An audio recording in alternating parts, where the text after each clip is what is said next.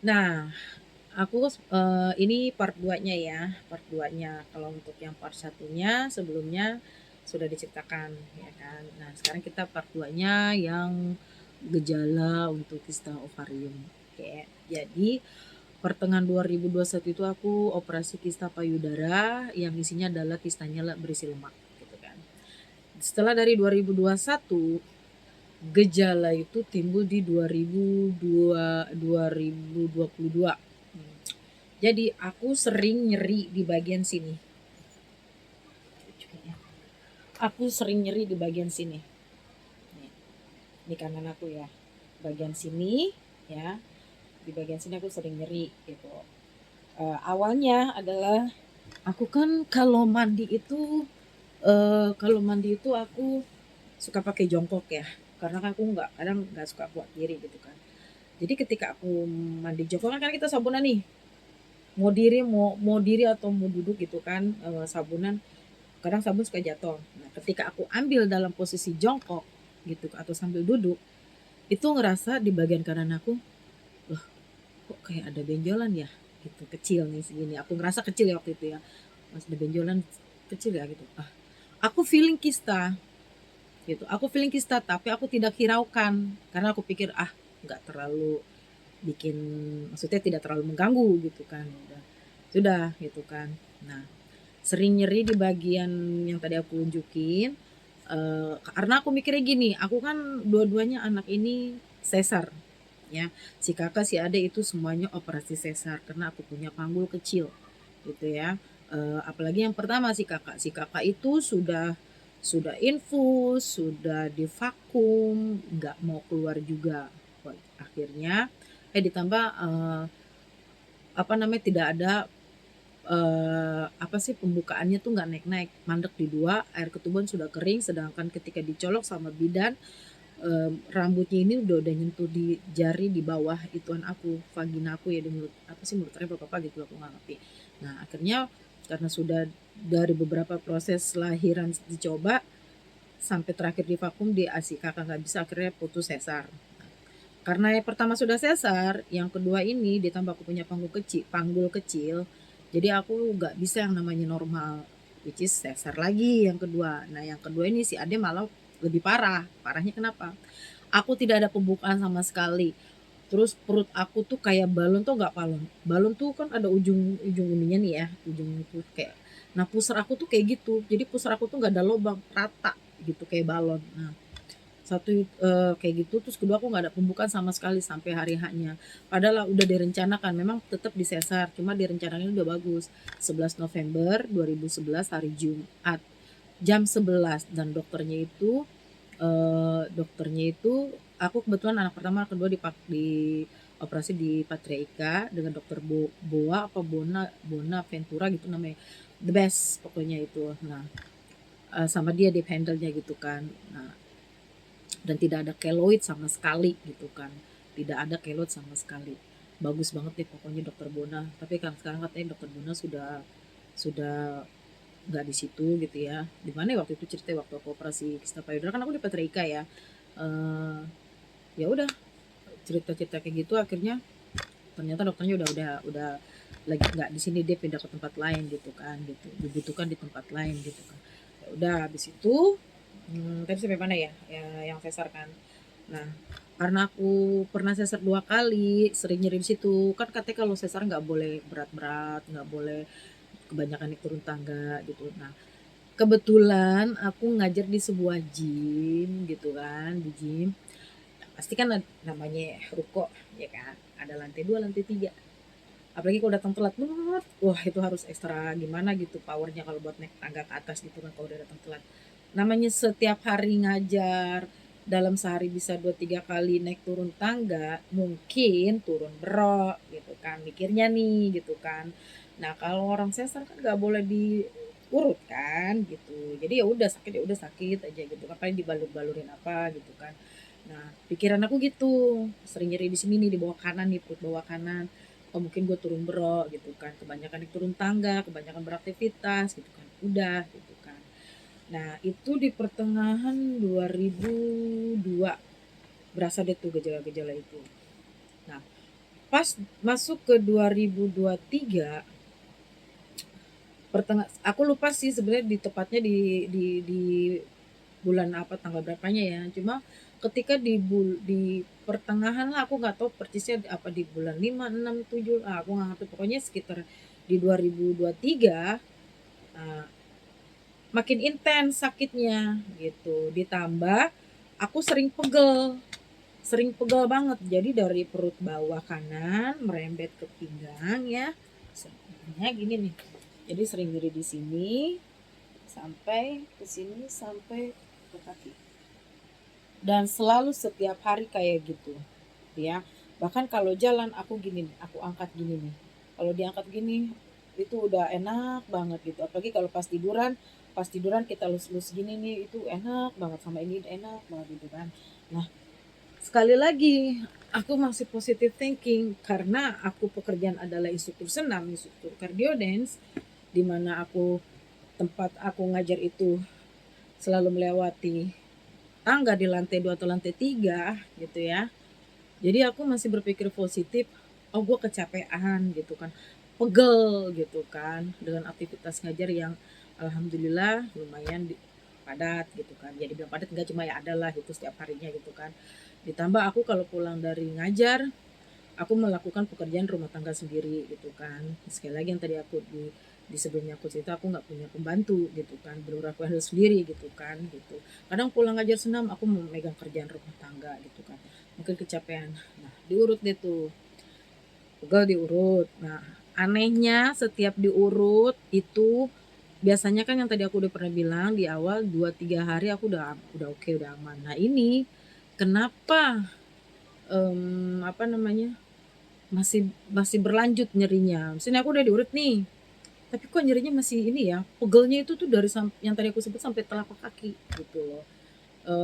Telapak kaki, dan itu aku masih lanjut minum sasetan yang Good Day Cappuccino. Masih berlanjut itu, masih berlanjut.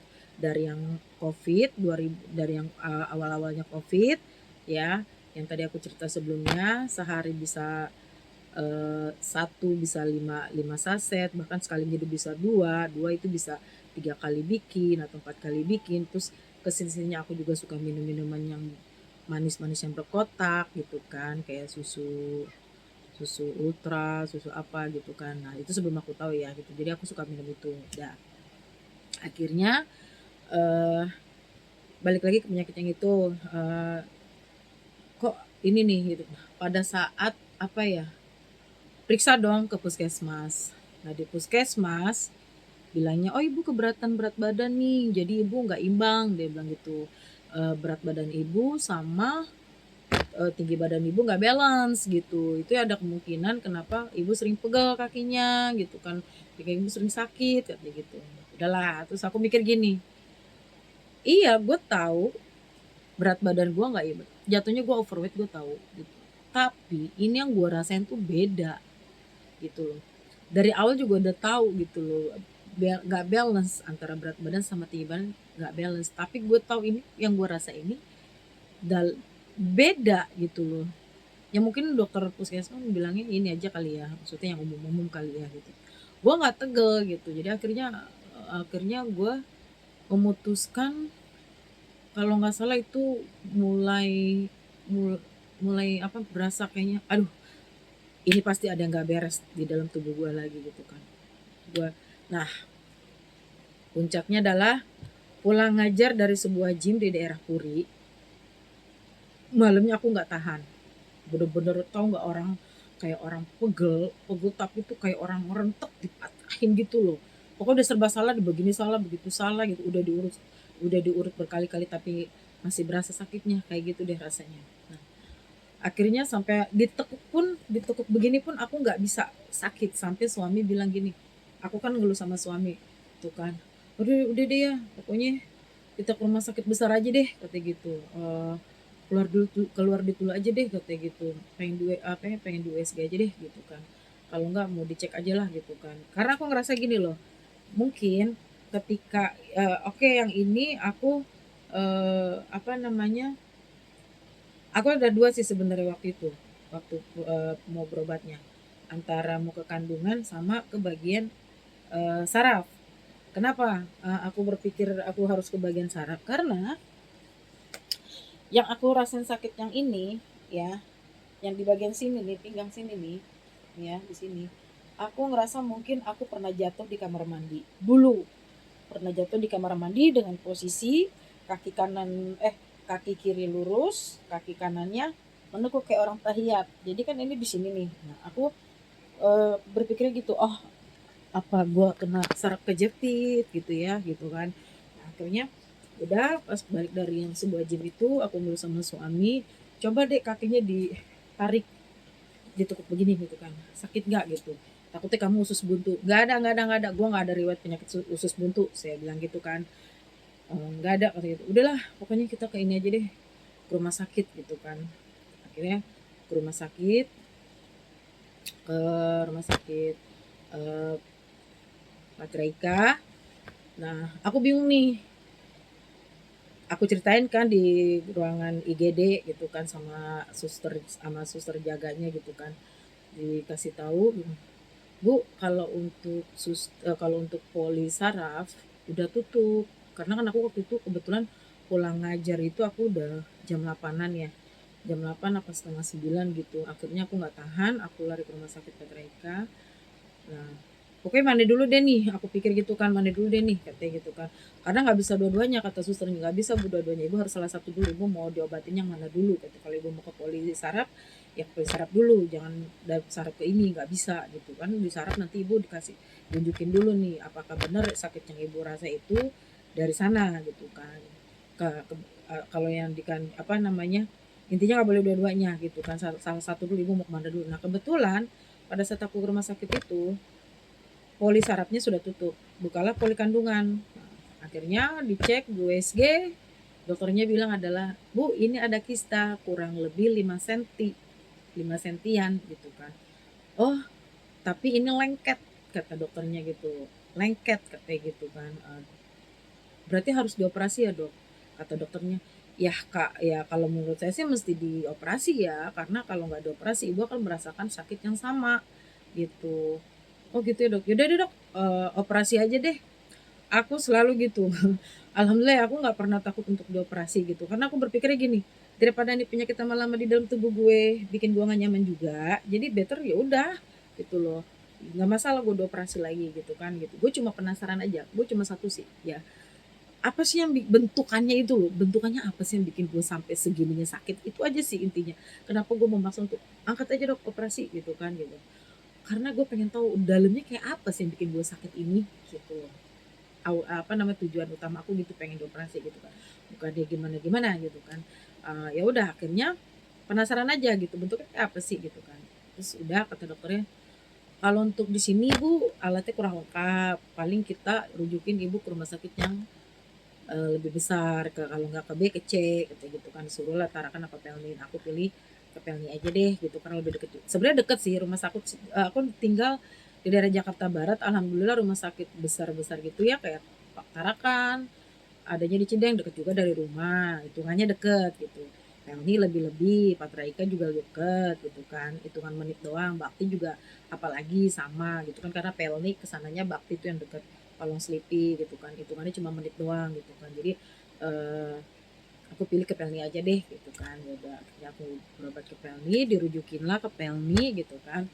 Ternyata setelah aku berobat di sana, dimasukinlah alat kayak apa ya, kayak seperti dildo gitu ya, aku nggak USG ya, USG yang untuk bagian dalam tuh lagi masukin sudah diperiksa, dijelasin sama dokternya. Kata dokternya, ibu ada miom ya katanya gitu, sama kista katanya. Ah bedanya apa dok miom sama kista, dijelasin lah. Kalau apa namanya, miom itu jaringan padat yang apalah gitulah, searching aja lah di Google pokoknya ya, takut salah nyebut juga gitu kan, karena bukan bidang gue juga kan gitu. Ya udah pokoknya sebutin tuh, jadi gue punya nih miom gue ini, tau nggak, waktu di rumah sakit sebelumnya ketahuan terdeteksi itu kan kista kurang lebih 5 cm.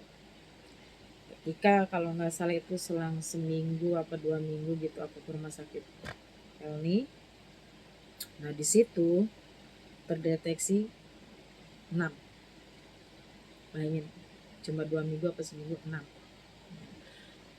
Di situ diperiksa sama dokter, dikasih tahu, "Ibu, ini ada miom sebesar kurang lebih 6 senti, ada di saluran sel indung telur bagian kanan." Jadi kan taulah ini kan gini ya, ini yang begini nih cabang gitu ya kan, ini sel indung telur ya kan. Nah, miom aku ada di ini kan rahim, di atas rahim tapi di bagian saluran sel indung telur bagian kanan. Saluran saluran sel indung telur bagian kanan itu miom aku kurang lebih 6 cm. Terus di sel indung telur bagian kanan aku itu ada kista juga gitu ya kan. Ternyata ketika sudah diangkat itu adalah kista rambut ya. Aku juga bingung, kok emang ada kista rambut, dijelasin sama dokter. Lalu aku searching di Google, ternyata banyak. Jadi jangan salah ya guys, kadang kalau kita sebut kista rambut orang pada aneh katanya gitu kan. Eh, jadi kista itu ada banyak, ada yang kista isinya nanah, rambut, darah, terus lemak atau apalagi gitu, kurang lebih 5 apa 4 gitu kurang lebih lah. Searching aja di Google sendiri gitu kan, macam-macam kista gitu kan, takut salah nyebut gitu kan, takutnya nanti dibilang sok pinter padahal salah gitu kan, gitu nggak mau, pokoknya cari aja sendiri macam-macam kista gitu. Nah, sel indung telur kanan aku itu adalah kista rambut gitu kan. Nah, ternyata eh, di bagian rahim aku itu ada penebalan dinding, dan di dalam rahim pun aku sudah ada kista yang sudah jadi sebesar kayak bakso kecil gitu loh, putih warnanya. Terus udah gitu ada kayak calon-calon kista. Jadi pada saat sebelum diangkat nih ya, dikasih tahu kayak gitu. Terus ibu, ini kalaupun ini dok ini harus dioperasi ya, kata dokter. Iya ibu, ini harus diangkat katanya gitu. Tapi saya kasih tahu, ibu mau diangkatnya penyakitnya saja atau semuanya. Nah gue nggak ngerti dong semuanya itu apa gitu kan. Yang gue tau kan penyakitnya ya udah ada kista diangkat gitu kan. Jelasin lah sama dia, kalau diangkat penyakitnya aja bu, kistanya aja, itu ibaratnya nanti ibu nih, misalnya ibu kita operasi, kita angkat penyakitnya, ya kita nggak tahu ya dia akan tumbuh lagi atau enggak. Nah ternyata ibaratnya dia tuh kayak jerawat gitu, kadang tumbuh tuh dadakan gitu, nggak tahu kapan dia mau nongol gitu kan. Nah ketika misalnya ibu udah dioperasi, udah kita angkat penyakitnya, tiba-tiba dia nongol lagi, nah nggak mungkin kan kita operasi lagi, kita dia bilang gitu. Nah kalau memang mau diangkat semuanya, kita angkat semuanya rahimnya gitu. Kenapa saya bilang diangkat semua rahimnya, kata dia gitu. Ya tadi yang dijelasin, ibu ada miom di sini, ada kista rambut di sini, ini jelas gitu.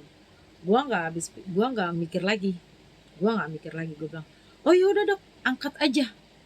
Sekali lagi gue selalu bilang itu, angkat aja dok, kayak gitu. Ibu sabar, ibu jangan terburu-buru, ibu konsultasi dulu sama suami. Karena saya jelasin ya bu, kalau diangkat semua peranakan ibu tuh akan mengalami yang namanya menopause dini, menopause terpaksa lah ibaratnya. Kedua, ibu nggak akan bisa hamil lagi, ibu tidak akan ada cairan ini lagi, kata gitu kan. Terus ibu efeknya adalah ketika sudah diangkat nanti bisa kayak ini hanya sebagian ya, tidak semuanya terjadi gitu kan. Ini cuma efek-efeknya yang disebutin, tapi tidak semua pasien terjadi sama pasien gitu yang disebutin ini. Cuma yang jelas nggak punya anak iya, terus apa namanya, nggak punya anak iya, terus tidak head lagi iya, itu yang udah pasti gitu kan. Nah kalau yang selebihnya tadi aku sebutin, itu bisa terjadi bisa enggak gitu kan, kayak kulit kering gitu, terus kedua pengeroposan tulang gitu kan. Nah, itu biasanya hal yang terjadi kalau sudah diangkat peranakannya gitu kan. Ya udah, gua nggak mikir lagi kan, gue bilang udah dok angkat aja. Terus disuruh karena ini berhubungan dengan, mungkin gue tahu sih paham maksud si dokter ini, maksudnya ya ini kan masalah reproduksi ya gitu, jadi nggak bisa dengan, walaupun diri gue siap nggak bisa gue putusin sendiri, jadi harus ada suami yang mengiyakan, karena operasi itu harus ada tanda tangan suami gitu. Ya sudahlah akhirnya yaudah dok, kalau buat dioperasi saya sangat-sangat siap udah itu kan. Kalau untuk itu mungkin saya rasa suami saya sih udah pasti siap dok gitu kan. Ya ibu bicarakan, ibu santai aja, nggak usah terburu-buru kata dokternya gitu. Santai aja bu, pokoknya nanti bu kompromi dulu sama suami, apa kata suami. Kalau memang suaminya oke untuk ibu ditindakin di sini, nanti kita akan panggil untuk tanda tangan. Udah dong, akhirnya gue ngomong sama suami nih, gue bilang gimana nih, gue jelasin kan dari dokter gitu A sampai Z detailnya. Kalau ini sih pengennya diangkat gitu. Karena apa? Yang ngerasain sakit gua, kenapa-napa gua, bukannya di elu, aku bilang gitu kan, bukannya di kamu gitu kan. Yang sakitnya ya aku, yang kenapa-napa nanti pasti ke aku, bukan ke kamu gitu kan. Karena ini kan bagian reproduksi aku, yang itu kan. Terus kata dia bilang katanya kata suami, ya nggak apa-apa, nggak masalah kalau kalau aku, dia bilang gitu. Yang penting kamunya sehat kayak gitu. Alhamdulillah punya suami ngertiin ya kata itu. Eh, apa namanya, kata suami, ya udah yang penting kamu sehat. Ya udah, akhirnya proses berjalan, tanda tangan, tindakan lah gitu kan. Di operasinya di 22 Februari 2024 tahun ini, 2000 tahun ini tepatnya di tanggal 22 Februari 2024 hari Kamis kalau nggak salah jam jam berapa ya aku operasi ya? Sore deh kalau nggak salah, sore operasinya. Ya udah, akhirnya eh, nunjukin lah gitu. Oh ya, aku mau cerita sebelum yang mau operasi ya. Jadi pada saat aku udah ketahuan nih di rumah sakit dan harus dioperasi, namanya aku operasi, ini operasinya operasi besar.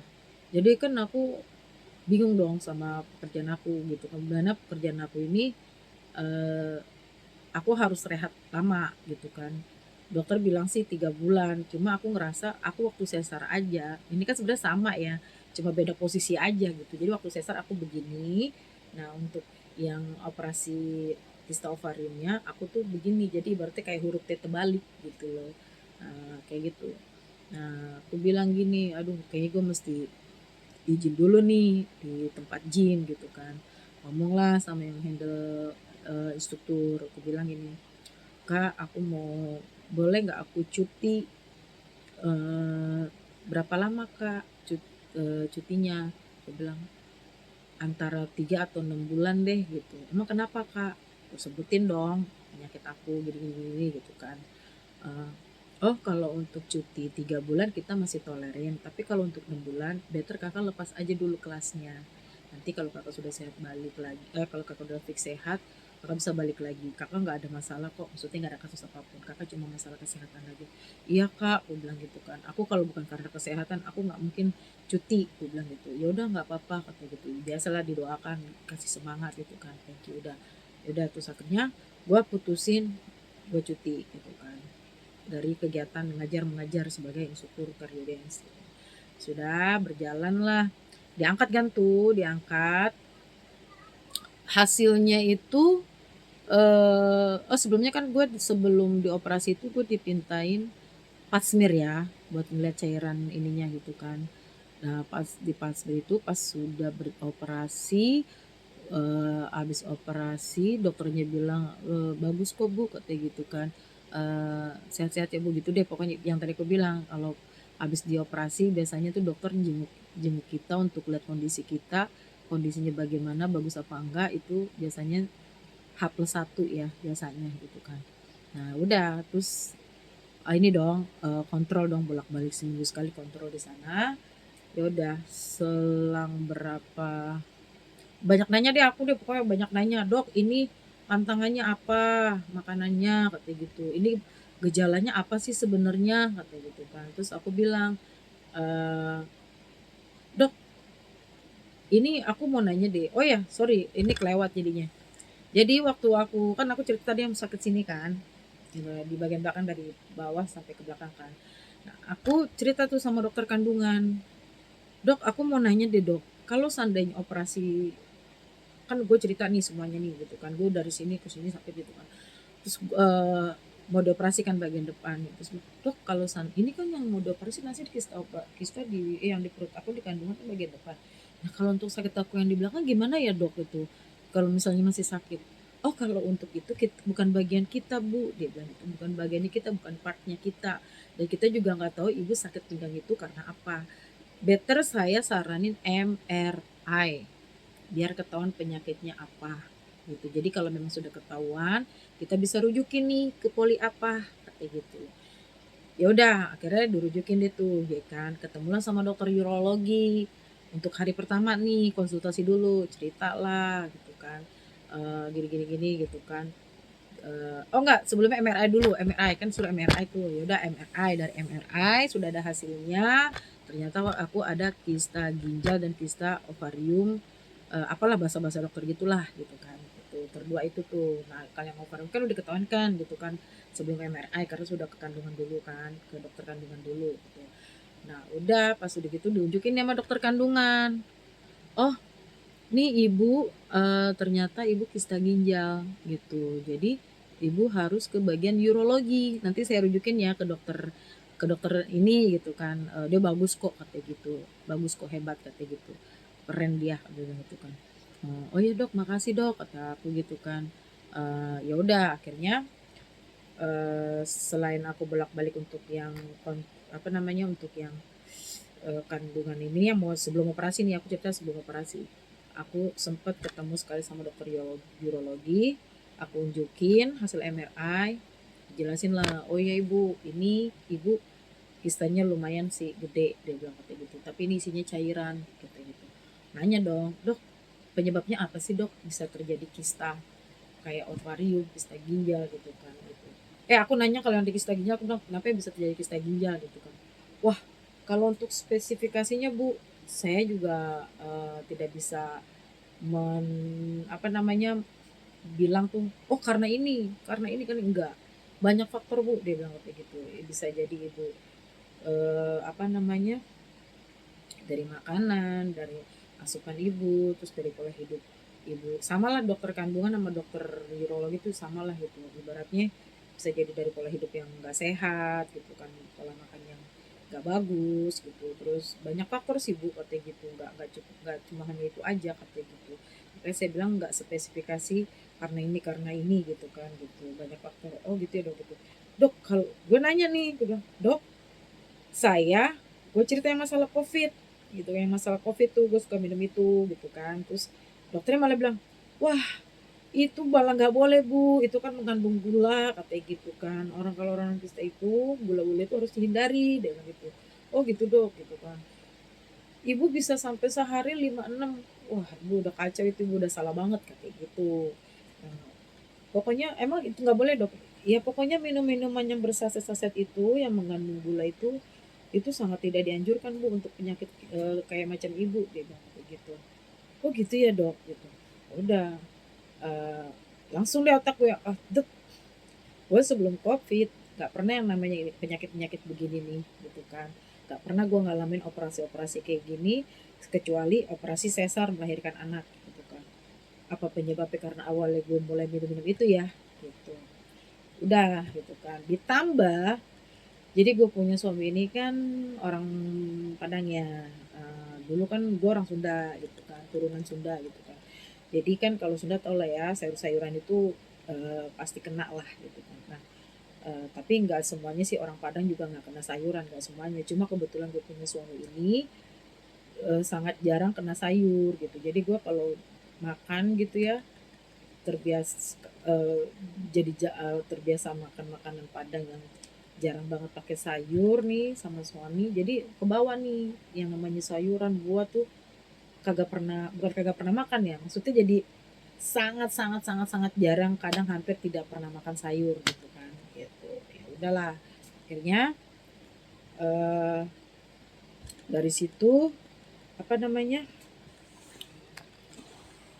air putih juga, ibu harus banyak air putih gitu kan. Ya udah akhirnya oh gitu ya dok gitu, ya udah gitu kan. Akhirnya dok ini emang nggak bisa ya dok ya sekalian dioperasi sorry mental-mental. Jadi abis dari dokter urologi udah tuh aku besok minggu berikutnya, pertemuan minggu depan berikutnya ngobrol nih sama dokter, aku udah ketemu sama dokter urologi dan yang direferensiin dokter, terus dia bilang bla bla bla bla gitu. Oh gitu, iya. Ya, emang ini nggak bisa ya dok dioperasi sekalian, aku bilang gitu ke dokter kandungan, kata dokter kandungan ya nggak bisa bu katanya, kita khusus bagian dalam, kalau bagian itu bukan bidangnya kita gitu, bukan bidangnya kita lagi, posisinya juga beda, itu dulu posisinya di depan yang sama saya, dia bilang gitu, kalau sama dokter dia kan bagian belakang, dia bilang gitu. Oh gitu ya dok gitu, ya udah akhirnya ya udahlah selesai lah yang kisah ovarium nih gitu kan, diangkat diunjukin sama suami, operasinya cuma kurang lebih 2 jam kata suami. Udah diunjukin, gue penasaran coba ya mana ya lihat ya, bentuknya gimana, diunjukin tuh pas gue wush, tahu nggak itu gue nyiumnya itu mungkin hitungannya naik berapa senti sampai akhirnya ketika udah diangkat itu terdeteksilah kurang lebih 7 atau 8 senti dari perkiraan 4 dari perkiraan 4 ke 5, tiba-tiba ketika diangkat jadi 7 atau 8. Gila ya, berarti cepet banget itu naiknya berapa senti itu berapa 0, sekian 0, sekian kali ya gitu. Nah bayangkan gua tadinya mau sorry ya gue kadang gue kadang saya gitu. Eh, tadinya tuh gue pengen resign, bukan resign ya, maksudnya mau cutinya itu setelah lebaran gitu, karena kalau lebaran kan ya tahu sendiri lah ya, kebutuhan banyak gitu kan, jadi biar bisa jalan-jalan pada saat lebaran nanti gitu kan, atau ya ibaratnya pengen megang duit lah gitu kan.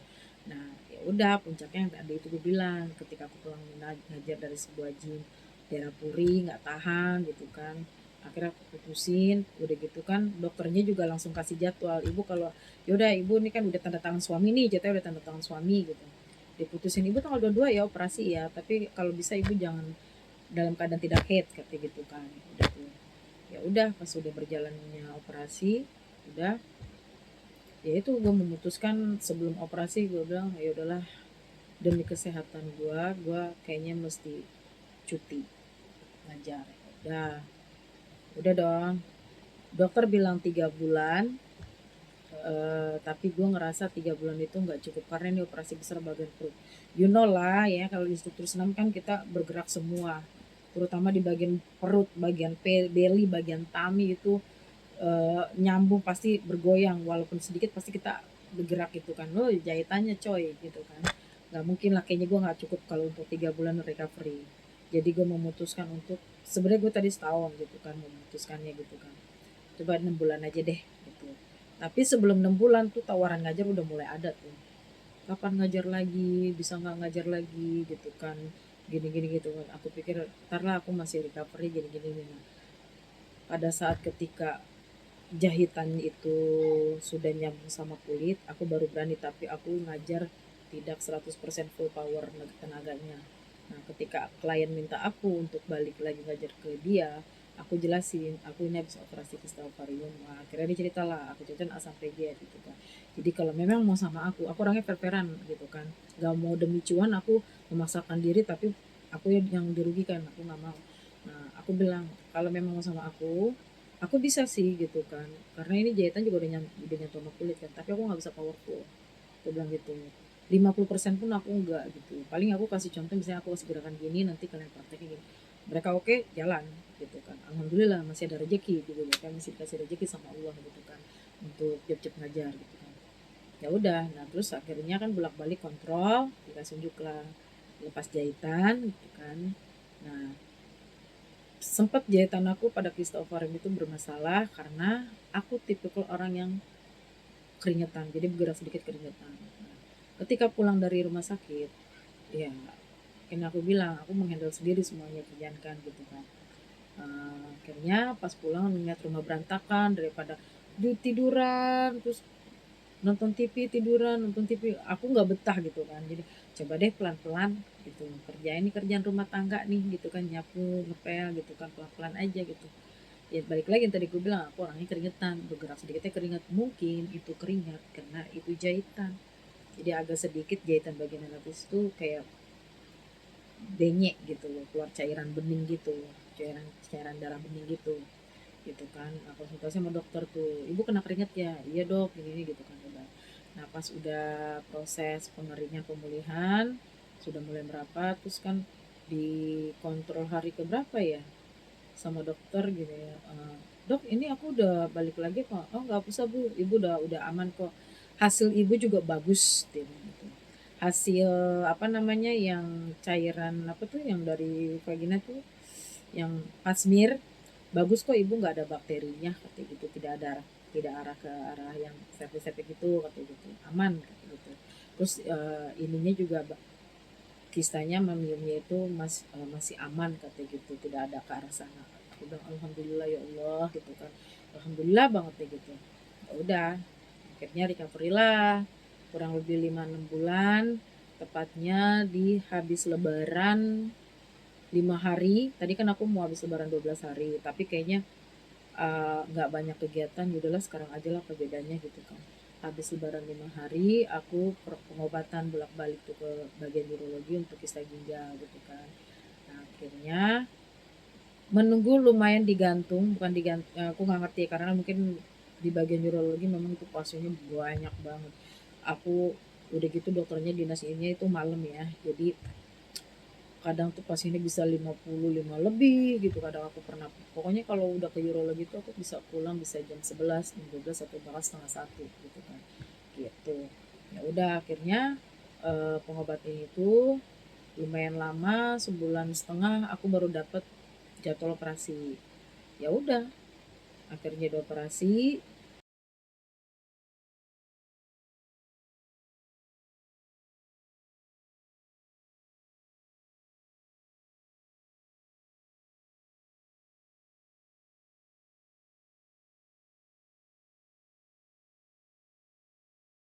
Isinya adalah cairan gitu. Jadi kalau kata kan aku cerita tuh yang sebelumnya kan konsultasi, ya dok aku sering apa namanya karena pegel gitu kok biasanya aku kalau habis diurut suka udah hilang 2-3 hari ini kok masih nyeri di sini, kenapa ya dok ya, aku malah mikirnya saat kejepit gini gitu kan.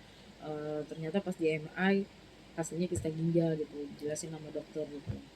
Nah pas sudah diangkat dioperasi, jadi dikasih tau lah sama dokter, ibu sebenarnya kista ibu tuh ada di bawah tulang iga di bagian belakang gitu ya, tahu belakang tahu depan apa gimana gue ngerti, bagian belakang kayaknya. Jadi karena ibu sering diurut nempel lah di ke ginjal gitu.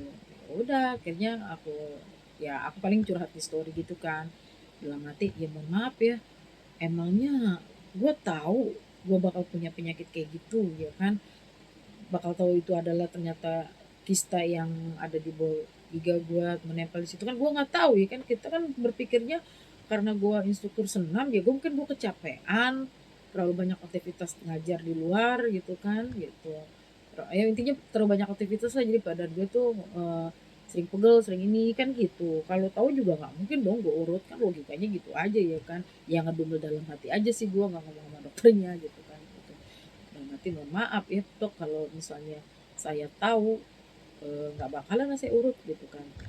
Tapi gue ngomong juga ketika kontrol hari pertama, dan ternyata kontrol hari pertama itu adalah kontrol hari terakhir juga gitu. Jadi gue punya jahitan udah oke aman gitu kan, walaupun sedikit ada lecet. Jadi ternyata perban yang ditempelin di badan gue itu, jadi kan gue operasinya laparoskopi ya, operasi kecil, jadi gue cuma 3 lubang doang di bagian samping, belakang, sama bagian depan.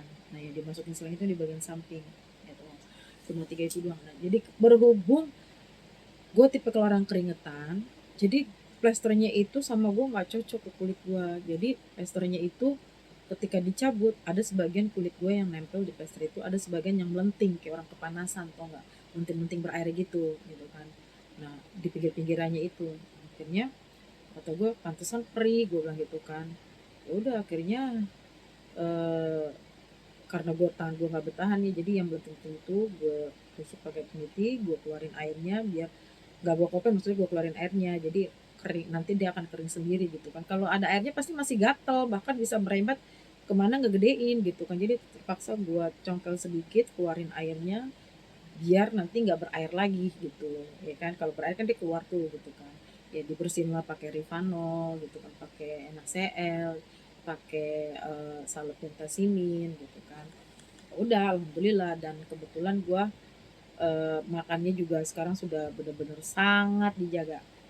Jadi gue sayang banget sama diri gue nggak mau sampai udahlah cukup itu operasi terakhir di kista ginjal, jangan ada operasi lagi. Lo bayangin dong di sini, terus di sini ya di ovarium nih batas sini, terus di sini 3 gitu kan, sesar 2 gitu, udah cukup gitu kan.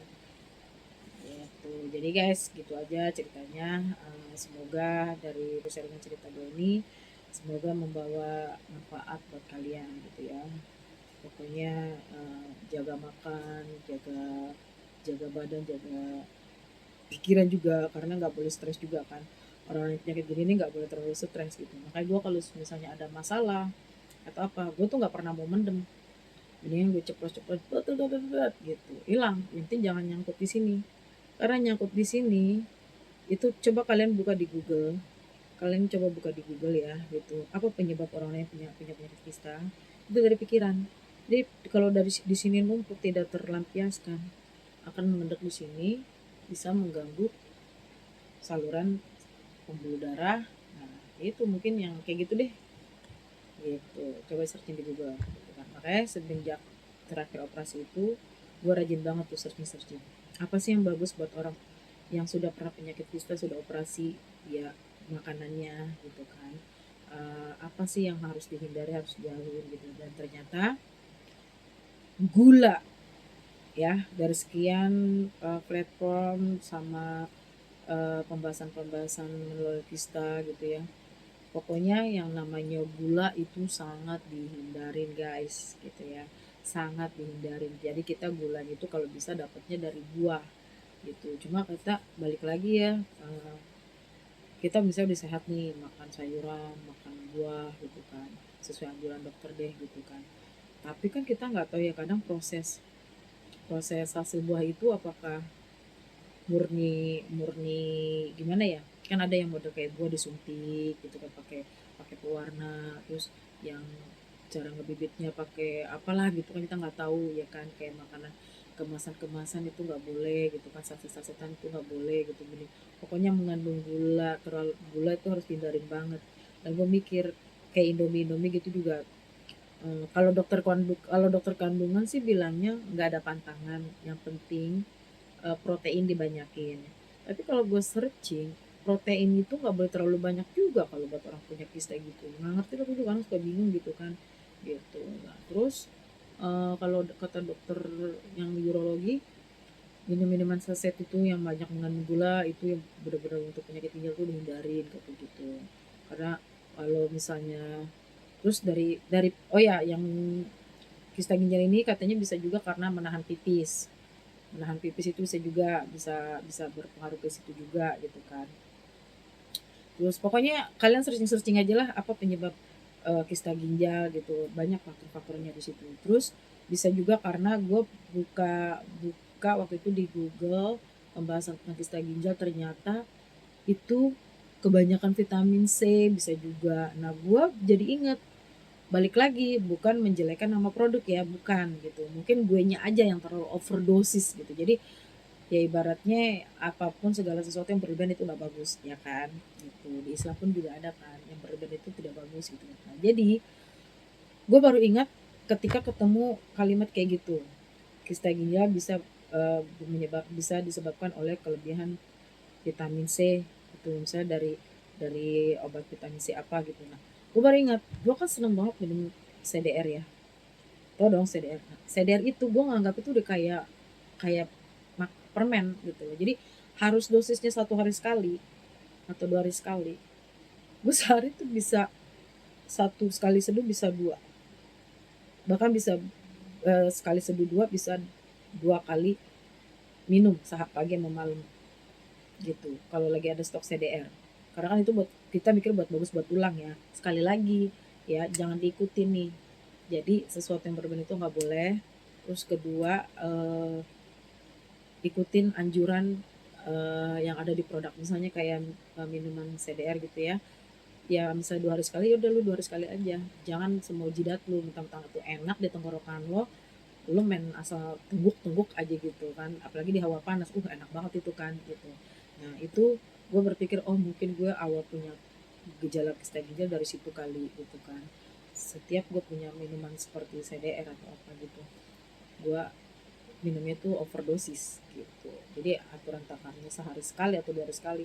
Gue sehari bisa 2 kali, bisa 2 kali minum gitu, pagi sore setiap hari kayak gitu kalau lagi punya stok produk itu ya gitu. Sekali lagi ini bukan menjelekan produk yang tadi gue bilang kayak gue cappuccino, minum minuman saset yang minum minuman saset, minum minuman yang berkotak yang mengandung gula gitu kan. Terus kayak tadi yang gue bilang HDR itu, gue bukan menjelekkan produk itu, yang mungkin salahnya di gua gitu, salahnya di gua.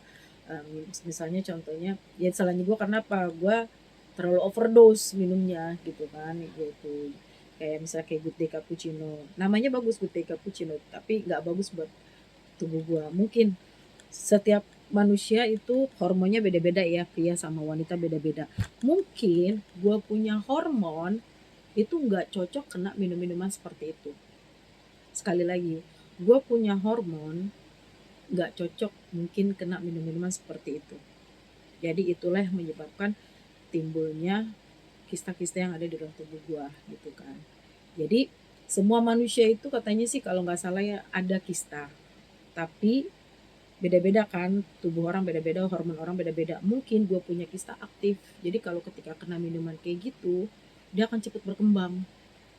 Jadi gue bener-bener sekarang ini harus menjaga pola makan. Cuma satu doang sih gue, pola pola tidur yang masih sangat berantakan, dan ini gue lagi mengusahakan gue harus tidur sekitar jam 11 atau jam 12 malam. Karena kalau jam 10 malam gue tuh nggak bakal bisa tidur. Secapek apapun gue kalau jam 10 nggak bakal bisa tuh, gue paksa nggak bakal bisa tidur gitu. Kalau jam 11 jam 12 malam insya Allah gue usahain gitu kan. Tapi untuk saat ini bertahap gitu kan. Tadi kan gue sebelumnya tuh tidurnya tuh jam 3 jam 4 baru tidur, karena kadang namanya gue dulu itu dulu maksudnya gue kemarin-kemarin itu masih ngajar kan, jadi gue tuh fokus gue tuh bisa untuk berpikir untuk bikin koreo, mencari lagu, ibaratnya waktu ketenangan gue itu di atas jam 12 jam 12 malam lah, itu waktu ketenangan gue untuk berpikir koreo, mencari lagu, waktu santai gue untuk ke arah-arah sana gitu kan. Kadang sampai jam 2, kadang sampai jam 3 jam 4 gue baru tidur gitu kan. Gitu. Nah, itulah jangan ditiru ya teman-teman gitu. Makanya gue ingin membiasakan sampai suami terakhir ini sampai ngomong, sudahlah dek atau gitu, jangan megang HP terus gitu. Cobalah jam 12 itu kamu taruh HP gitu kan. Nah, itu yang lagi gue usahain gitu. Suami gue selalu ngingetin kayak gitu. Jam 12 itu kalau bisa kamu jangan megang HP lah, taruh gitu. Kamu kalau udah kena HP udah ini udah pasti tidurnya pagi-pagi terus gitu. Ya, itu yang mesti gue ya, harus berjuang untuk pola tidurnya itu harus benar-benar diperjuangkan. Kalau untuk makanan, alhamdulillah insya Allah terus gue akan perbanyak makan, jadi cukup makan, banyakin sayur sama buah sama air putih. Sayur buah air putih, sayur buah air putih, sehari itu harus kena sayur buah dan air putihnya banyak gitu. Udah itu doang gitu kan. Dari beberapa platform dunia kesehatan, dunia medis, selalu orang yang kayak gue ini punya riwayat penyakit kista gini ya, lo harus perbanyak makan sayur, makan buah, dan air putih harus kenceng. Itu aja. Karena kalau makan sayur sama buah itu udah banyak nih, tapi air putih kurang, sama aja bohong gitu, nggak bisa ngedetox gitu. Oke guys, gitu aja ya guys. Jadi apa namanya, semoga dari hasil sharingan cerita gue ini bermanfaat buat kalian. So stay healthy ya, jaga makan kalian, jaga fisik kalian gitu ya. Sekali lagi aku mau kasih tahu, kita harus banyak makan buah, makan sayur, air putih dikencengin, jangan lupa berolahraga gitu. Karena sehat badan itu bukan hanya sehat badan sehat pikiran itu bukan hanya dari segi olahraga aja gitu. Jadi yang namanya pola hidup sehat yaitu olahraga teratur, pola makan dijaga, pola tidur pola tidur diatur, terus sama makan sayur buah dan air putih. Itu sih ya.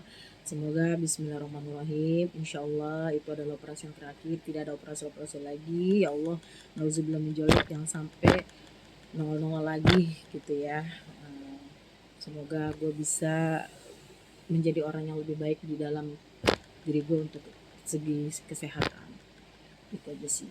Oke, terima kasih banyak yang buat udah nonton ya, part 1 dan part 2-nya. Part 2-nya lebih panjang. Karena itu berkesinambungan ya.